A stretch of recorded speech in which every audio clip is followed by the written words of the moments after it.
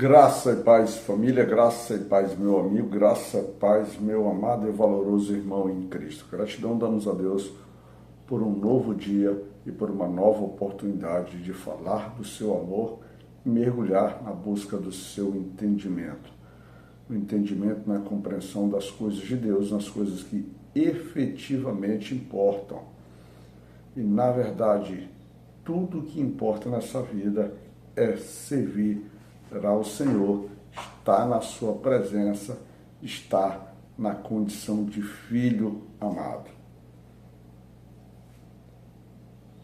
Hoje, dia 25 de novembro de 2024, a nossa meditação vai continuar no segundo livro de Samuel, capítulo 20, versículo 2.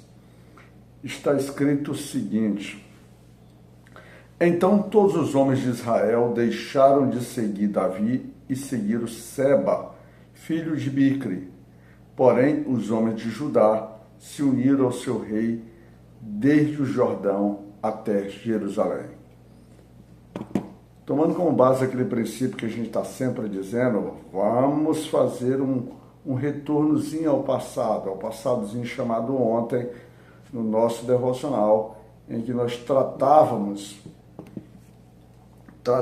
nesse nosso devocional que com a derrota de Absalão começou-se a conjectura entre as tribos vamos dizer assim, da reordenação de Davi como seu rei. Quando eu falo a reordenação, na verdade, eu estou dizendo a recondição de Davi ao seu rei diante do coração das tribos, tá certo? Porque Davi nunca deixou de ser rei, mas, por um breve momento, Absalão usurpou o direito de Davi de ser rei e Davi não havia entrado em um confronto direto por ele, até porque Davi o amava, que era seu filho, e não queria esse tipo de situação, né? É aquilo. Todos nós somos pais, nós fazemos de tudo para evitar confrontos com nossos filhos. O problema é que às vezes os nossos filhos eles se enchem da rebeldia e nós, como pais, devemos manter a força, devemos manter a disciplina, a justiça daquilo que aprendemos do Senhor. É um equilíbrio complicado de se achar, mas há de se buscar, principalmente quando a gente busca isso verdadeiramente no Senhor. Quando a gente vem para o Novo Testamento, pelo menos isso se torna ainda mais taxativo porque a relação diz que quão bom é que os irmãos vivem em união, né? Então a união é o centro disso, a união, o centro, o amor. Então são diversas situações que vão nos forçar a sair dessa união, dessa coisa, mas a gente precisa, vamos dizer assim, se encontrar. E dentro desse princípio, também dentro do princípio de união e do princípio de amor, ontem mesmo nós estávamos falando na escola bíblica sobre isso nos exige a dar a outra face. Mas essa outra face, na verdade, não é a gente se colocar, pelo menos no nosso aprendizado, não é se colocar à disposição para recebermos mais esbofeteamento, não. Na verdade, se colocar a outra face, ou dar a outra face, se resumiria em mostrar o nosso caráter como filho de Deus. Ou seja, colocar Cristo à frente para que por meio dele, para que por meio do amor, para que por meio da mansidão, a gente consiga estabelecer essa comunhão. Mas nesse cenário que nós tínhamos um cenário de guerra. E ao final desse cenário de guerra, nesse desejo, nessa discussão de Davi ser ou não reconduzido ao rei, as tribos de Israel, as 10 tribos de Israel, se posicionaram, iniciaram essa possibilidade, iniciaram esse chamamento.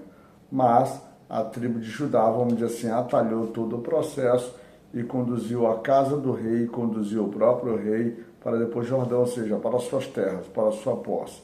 E isso levantou entre Judá e as tribos de Judá e as tribos de Israel, vamos dizer assim, grande contenda. E a gente consegue entender o início do nosso devocional quando a gente vai bem aqui no versículo 41, e diz assim, do capítulo 19, isso, diz assim: e eis que todos os homens de Israel vieram ao rei e disseram ao rei: por que te furtaram nossos irmãos, os homens de Judá, e conduziram o rei e a sua casa por sobre o Jordão, e todos os homens de Davi com eles? Né? Deixando aqui claramente que há um nível de tensão, há um nível de discussão, há um nível de exercimento de quem tinha direito, qual a tribo tinha direito de ter o rei à sua disposição. Lembrando que, principalmente Israel, as tribos de Israel, costumeiramente ficava nessa incerteza, ora está, ora não está. E então está tudo muito forte nisso aí. Quando você vai lá também no capítulo 19, nessa contenda lá do versículo 23, bem no final, na última parte do versículo, diz assim: porém a palavra dos homens de Judá foi mais forte do que a palavra dos homens de Israel. Em resumo, a vontade de Judá se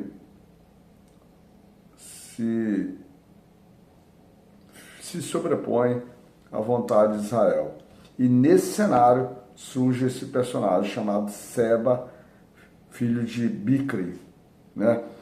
E o interessante disso é que quando você vai lá no versículo 1, do capítulo 20, diz assim: então se achou ali por acaso um homem de Belial, cujo nome era Seba, filho de Bicri, homem de Benjamim, o qual tocou a buzina e disse: não temos parte em Davi, nem herança no filho de Jessé, cada um as suas tendas, ó Israel.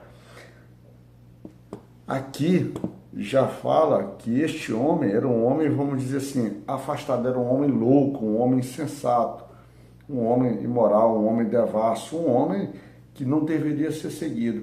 Isso mostra pra gente como a gente às vezes é cooptado, como a gente vamos dizer assim, se permite ser conduzido com pessoas que não têm, vamos dizer assim, as habilidades, não têm as decências, não têm as condições morais que possam nos propor um crescimento verdadeiro, um crescimento maduro, um crescimento seguro, um crescimento dentro daquilo que a palavra do Senhor nos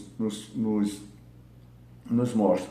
Então, muito da nossa caminhada às vezes se torna tortuosa porque nós escolhemos lideranças equivocadas, e isso a gente precisa observar em todos os pontos da nossa vida, e em especial aquelas lideranças que nos conduz ao caminho, por exemplo, do aprendizado e da vida em Cristo, da vida em comunidade, comunhão. E quando a gente fala isso, há logo uma preocupação, se essas condições são os homens que aparecem no nosso caminho, que nós conhecemos como irmãos, como os pastores, como os presbíteros, como os diáconos, os evangelistas, ou se esse homem seria simplesmente Cristo Jesus, porque a palavra de Deus diz assim: eu sou o caminho, a verdade e a vida, e ninguém vai ao Pai senão por mim. Mas observai-vos que dentro desse processo, dentro desse caminho de caminhada, o próprio Cristo, na formação de sua igreja, estabeleceu essas figuras, esses personagens, para mostrar para todos nós que há uma, vamos dizer assim, importância desses personagens, vamos dizer assim, nessa construção dessa caminhada ou nessa chegada até Cristo. Não são eles que efetivamente nos conduzem a Deus, mas eles são elementos, são como se fossem, são elementos, são também, são pontos de apoio importantes que o próprio Deus, o próprio Cristo nos utilizam, e cada um dentro do seu nível de conhecimento e maturidade, eles produzem na gente algo bom, eles, vamos dizer assim, complementam na gente, principalmente coisas que não temos, para que a gente possa ter a certeza e possa ter o fortalecimento da nossa vida cristã. é uma vida de construção de comunidade. Então, quando você escolhe alguém equivocado, alguém sem as qualidades, sem o caráter de Cristo, você certamente estará criando uma possibilidade de se perder ao longo da sua caminhada. Ou quando se não se perder, se você efetivamente for dentro daquilo que eu acredito, alguém reservado por Jesus, mas se você inclinar os seus ouvidos a essas pessoas, colocar o seu trabalho à sua disposição delas, certamente a tua caminhada se tornará muito, mas muito mais difícil e você não cumprirá o propósito de Deus da sua plenitude durante a sua caminhada. E então esse homem se levanta contra Davi. E aí entra o personagem. Aí Davi chama Amasa, que é o ex-general de Absalão, que destituiu Joabe do comando dos exércitos e diz para ele voltar em 3 dias para conduzir ir na caçada de Seba. O problema é que Amasa, quando vai, ele demora mais do que 3 dias. Isso, a Bíblia aqui não estabelece os detalhes, mas muito provavelmente, como Amasa era líder do exército que se levantou contra Davi, e vamos dizer assim, esse posicionamento seria uma resposta a Joabe, que algumas vezes se colocou frente à autoridade do rei, mas também talvez uma arquitetura política de Davi para que pudesse estabelecer a paz ali, ser reconduzido ao seu reino com mais facilidade, né, já que a sua autoridade já começava a ser questionada. E então esse Amasa, muito provavelmente os homens do exército talvez não tivessem, por exemplo, uma confiança total nele, e isso gerou talvez essa dificuldade para que ele se apresentasse durante o rei durante os 3 dias. Só sabe-se que então Davi pega Abisai, irmão de Joabe, e praticamente coloca o comando do exército na mão dele e faz com que ele vá atrás de Seba. E nessa caminhada, nessa condição do exército, quem entra no seu exército? Joabe, o ex-comandante Joabe, vai com seu irmão Abisai. E quando chega num local chamado Pedra Grande, chegando a um local que ele chama aqui Pedra Grande, junto a Gibeão, eles encontram Amasa. Amasa eles encontram nesse local. Aí, a partir daí, Joabe vai cumprimentá-lo, puxa-o pela barba, mas Joabe está praticamente com a sua, vamos dizer assim, com a sua armadura de combate, a sua espada cai, ele puxa-o pela barba, e puxar pela barba é como um sentimento de cumprimento, até porque tanto Amasa quanto Joabe eram primos, né? Eles eram primos, já que eles eram ali filhos de meia-irmãs de Davi. Olha só como é que é todo o cenário. Então, todo mundo família, não eram primos, mas ele traiçoeiramente com sua mão esquerda tinha uma adaga, um punhal, e esfaqueia, atravessa Amasa. E Amasa cai ali praticamente morto, sangrando de forma bastante efusiva. E um dos soldados de Joabe, fiéis soldados,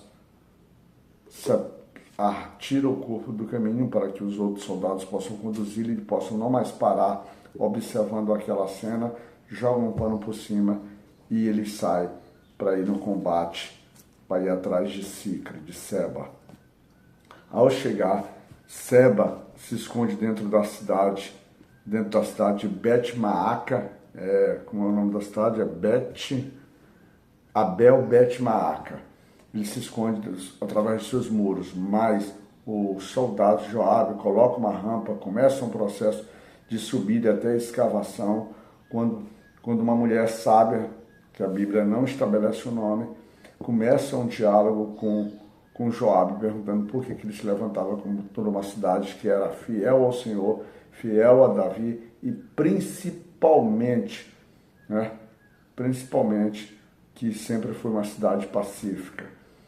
Joabe explica para aquela mulher que o único desejo dele é capturar um homem chamado Seba. Ela, simplesmente com sua sabedoria, diz assim: nós jogaremos a cabeça dele por cima do muro. Ela vai até o povo lá, convence o povo e, por final, a cabeça de Seba é oferecida ao exército de Joabe, que se retira ali. E no final de todo esse cenário, Davi estabelece lá no final desse capítulo, estabelece mais uma vez toda a sua linhagem de governança. Vai trazendo, e dentro dessa linhagem de governança, quando a gente vai lá no capítulo de Samuel, capítulo 8, ali mais ou menos no versículo 12 ao 15, capítulo 8 é o versículo 15 ali, por ali, tem essa mesma lista, só que aqui tem duas coisas, tem dois personagens a mais. Tem uma personagem chamada Adorão ou Adoniram, que ele vai ser encarregado dos tributos, e tem um personagem chamado Ira, o Jairita, que passa a ser oficial maior de Davi, que corresponde ao seu sacerdote. Mas o mais interessante é que Joabe, aqui, ele é listado como comandante do exército. É como se Davi não tivesse feito qualquer questão, ou tomado qualquer providência em relação a Joabe, que matou Amasa. E em relação a isso, esse é um erro recorrente de Davi. Davi, ele não tem, ao longo da caminhada, assim como ele tinha dificuldade de exercer a correção e a justiça sobre seus filhos, ele, da mesma forma, há um personagem que lhe é fiel, mas todo o tempo coloca a autoridade de Davi sobre risco, que é Joabe. Joabe é um personagem muito forte durante a caminhada de Davi. Joabe trouxe Absalão de volta para poder ter a paz com Davi quando ele matou seu irmão Amnon. Joabe matou Abner. Joabe matou Abner. Teve outro personagem que matou o próprio Absalão.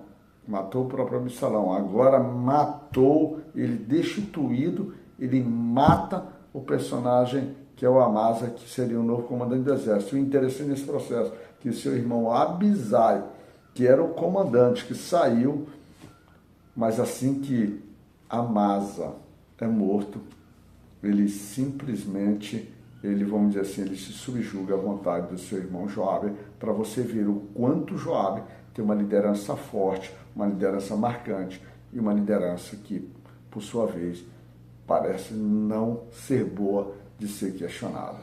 Tá certo? Toma cuidado com as tuas amizades, cuidado com aquelas pessoas que se parecem fiéis a você. Joabe era fiel, mas toma cuidado, porque às vezes as pretensões pessoais que cada um tem podem colocar a tua vida, o teu reino, a tua casa e a tua própria comunhão com Deus em risco. Tá bom? Deus te abençoe e que Deus possa te cuidar nessa segunda-feira que se inicia.